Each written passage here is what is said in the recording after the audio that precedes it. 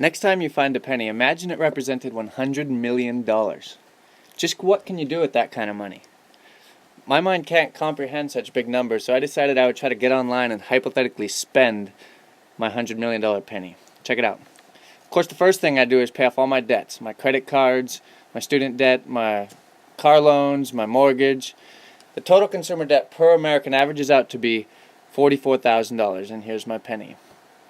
Now I'm completely debt-free, and of course I want to do the same thing for my spouse. And heck, my parents, my grandparents, 4 of my uncles and aunts, my 3 brothers and sisters, their spouses, 6 of my nieces and nephews, 5 of my cousins, and of course I'll do the same thing for my entire wife's family. Then throw in 5 of my buddies, 5 of her friends, and 10 other random strangers just to make their day. I'd pay all of their debts so that they're completely debt-free, and here's my penny. I celebrate with an all-out decked-out luxury trip to Disney World with 10 people for a week, and here's my penny. After this, my wife and I decided to do a little globe-trotting, so we set out to see the world, traveling only first class everywhere we go, eating the most fine dining, and staying in the most luxury resorts, seeing everything we had ever dreamt about seeing, living on a shoestring budget of $8,000 per day. We do this for an entire year. And here's my penny. Get back home and decide I need an Ivy League education. But before I graduate, I prepay 10 other people's entire tuition. My kids, my grandkids, and a couple other people I feel are bright. And here's my penny. And since I didn't actually want to work, I decided to invest enough to be able to live off the interest. 15 mil at 8% yields me a cool check of $100,000 a month. I never have to work another day in my life. And here's my penny. I decided to give 10% of my entire wealth to feed starving children in Africa. Through an organization like World Vision, for $35 a month each, I can give food, water, education, and health care to some 24,000 kids. For a year.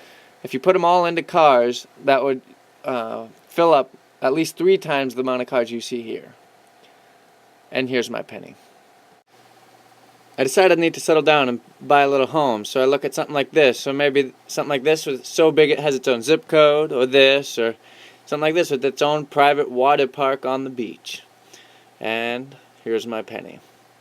Of course I need a few toys, so I purchased this car, and then grab a Ferrari, and pick up a McLaren F1 and a Lamborghini, and the most expensive car in the world.